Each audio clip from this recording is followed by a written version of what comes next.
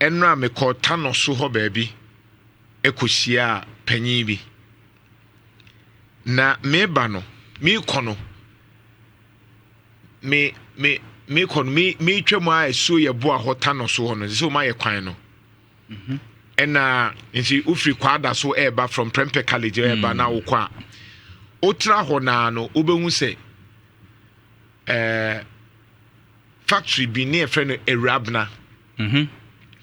na sa factory no na senior high school senior high school intadi nyina omu na na eye oh wow enti obia na owo senior high school ko school Kumase de sa atade no eye maame we Ewurabena Agiman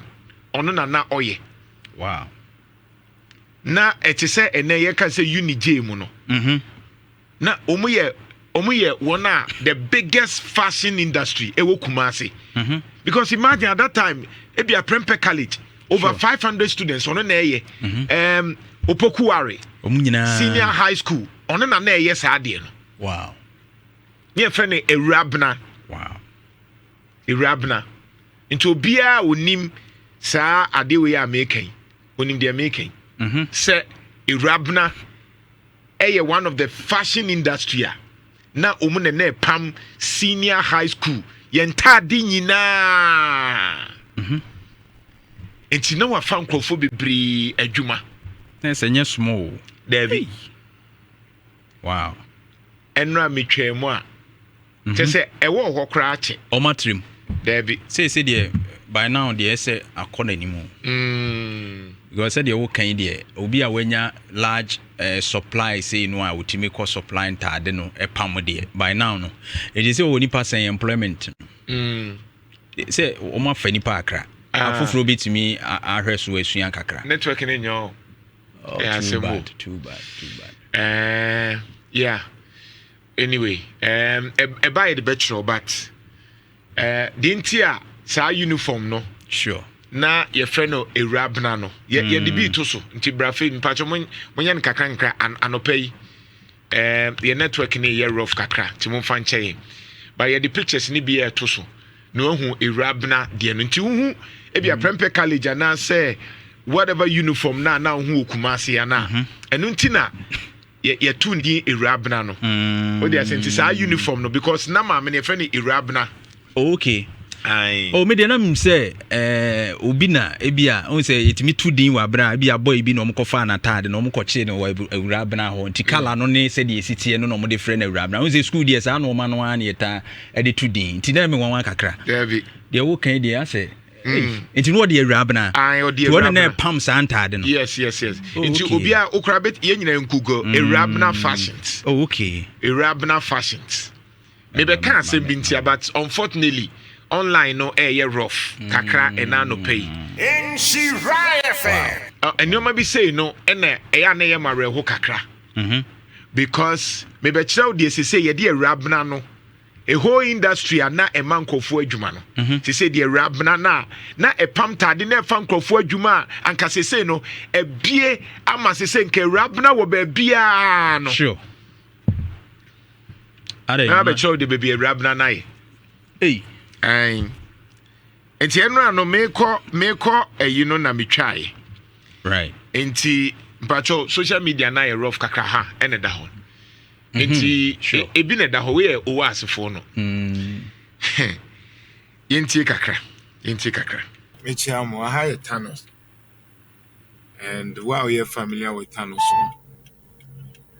na sa de we so bia be kaya you school atade a na ehye ne friend no Ewurabena so okay Ewurabena aha na Ewurabena nyina na Kumase sa atade ehye sa aha na Ewurabena wo factory nagu they say they acquire Divine Fire Prayer Center International. Ahana na emankofu adwuma. Say sa factory no. yɛde ayɛ asɔredan yɛntumi amma adwuma no angyina hɔ yɛntumi revive adeɛ no ama sisi a yɛka sɛ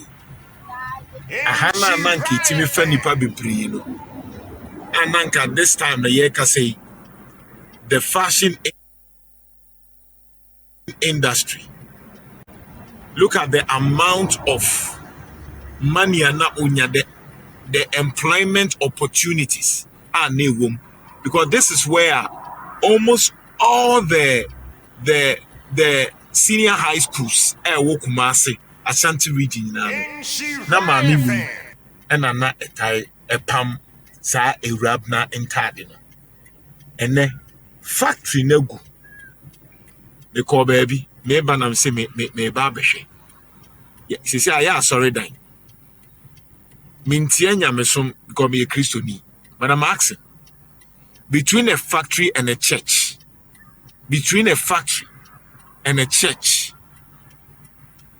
in a country you struggle with unemployment. Why? Ewurabena egu aya sorry dan. It's unfortunate. Very unfortunate.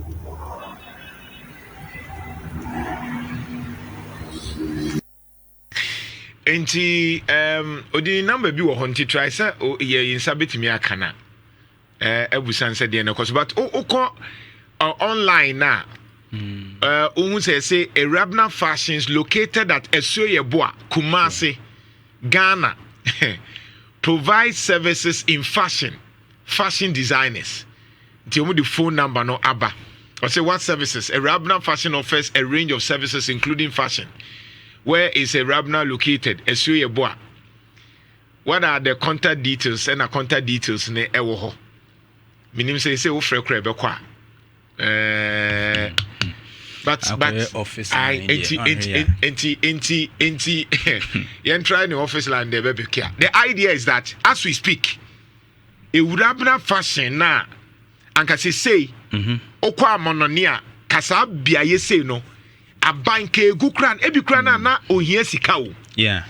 ntinka aban onhwe maningu sure ye ka say Minister for Trade and Industry sa nyoma we onhwe maningu o support no nemum wo am I just say ana na make say mintia Christosom be Christoni but between a church and industry me choose industry say ne o ka chem say asori dan nie sure factory nie me choose ba ko a me choose industry be a Christoni na make us same way but there's no way a major industry say me kwa sorry Ghana so de yepe ka say nyamesom no so me jai industry de be ma madwuma say me kwa sorry say kwasi ada e was me choose between industry adwuma any asori a me kwa adwuma because adwuma no eye osom yeah na doctor say omu kwa adwuma kwasi ada no omu de omu kwa asori enti say adwuma we agu imagine say nka Esuoyeboa afoi ene won a omu awie KTU ene other schools yi ankom wie omu wuye adwuma o ene Ewurabena na agu minim maame no minim but ehame ene asema me kai bebia na asori bebree wo ho a ene na ye factory asori bebree wo ho a na ye factory ene se adwuma no ye agunti ye de aya asori dan ene ye bompa se Awurade ma ye adwuma nye me ogidi ni me Kristoni but ye won nyoma bi wo ho a ye basic ase ya amfekire ase anka ye nte nyoma bi ase because it will not make sense say industrial no na betimi ama nkofo adwuma more than even asori no sure is that sorry ni nyanya Awurade ma madwuma yes o koso abeto ko Awurade anointing one ya kese na ye ntimi nye factory is serious and then we are spending more on asori dan than farming sure enti say o bompa say Awurade moa na sa factory na nipa tim ye adwuma no egu menka sa sorry ni nyo misro menka sa sofo ne de se ono pe baabi na wato ama no se wa han ama no se den you sure but eyema bre ko se sa industry went me angina na ye de aye sorry dan instead of say industry and kebetimi am adwuma wo bra ukọ baabi a sa fuck ye and obi e pamintade and obi e sentade do you know how many people how much people are making in the fashion industry textile industry Kwame Nkrumah ye textile industry Kwame Nkrumah ye guno how can we be Ghanaians when it is normal say ye timima industry gu na ye de aye sorry dan how why is it normal? I want to ask, why is it normal? Seriously. Bro, research ben the Sure, Nana. So Oxford research on my about your textile industries. Ni on say Nana ye can apparels ye anta de no mun to man no muni ade nyina ke kan paboa ye hye ne ade be shoe factory ye hu de akosi o man ye textile ye wo dada over 20 years Nana. Kire say na for over 20 years large ye textile companies and they work Ghana ha. Since the 1960s Nana egu beka 4 pe is it omo ejina omo na so kra no 4 no kra na asa ma no ni nyuma bi na aso masne Nana yenim GTP Ghana Textile Manufacturing Company yenim Akosumo Textiles na ATL na sisi yenim printers a omo egusu a omo so area nkakran na textile companies nyina gu na ade enwanwa ne se wohwemu a na tete no efiri ho ba nyina 1960 coming no more employ nipa 30,000 na 30,000 over 20 textile we na no more pretty wa na omo employ nipa 30,000 30,000 workers imagine 30,000 can you say no it is employing close over many sure many people. Jeff for the better was the textile industry in Ghana was once a leading player in the country's industrial sector employing about 30,000 workers. That number is now closer to 3,000 and dropping. Brofo eda ho no eswati ama ise kura de nipa be 30,000 say no wo hwe printers GTP ni ade kakra ya akeka ya kura no nipa 3,000 pe from 30,000 workers to 3,000 meaning see enye serious. How can we build Ghana when one now mo pama de ye ntimi support wo mu mani nye because ye de be kwa kofa free China ye atum meanwhile ne Donald Trump say American first and no yes shall say free bamboo once and ye katesha so same way ye can a business enti we are banya enye gold asemo debi enye gold asem textile in the eno ye ka bamboo say ewuska and ye can toma ye can and fashion industries are egu maybe to say the oya de pa e unij unij na say man who say or buan crofo ebie factory oko nincha obie a lot of factories unij o shasen keten a obie me wofa akwasiche so no ye fashion designer Odi ase debi am kate se wofa say ubeye wunyini enti say nkwada bebre wo ho training omo so imagine say anka aban sa fashion ya so na sene na yewura kwasiche aban bia adwuma ama no oye boss a wo on mentor nkwada be 1,000 e tro mu fashion anka emwa na the challenge here is akoye to see akoye sugar factory ni eni ahwede no on say entuma textiles here wo mo de be ye designs ahodo factions ye ombetumi a operate no na ye textile industry na egu no I say China and I say ye ko import ye sa no ma nyina bi free other Asia countries ahodo ni nyina ye ko import free na 2014 ye say ye be pa tax force no matumi a prevent se ye mfa saa entuma ne no ma ne enwurawura mu ma o ma mu na nke ye be to Ghana de no ni atumi Ghana Prince no nana sa committee no omote ya polisifu wo mu ni ade nyina immigration for ni ade nana nkosi ba still drop it ye production drop nana ska wo mu nya grow ba Jeff the better so ama me say wo hwe omo ede entuma ne sa no ma no ma mpaboa ne ade ye nyina ede ba ya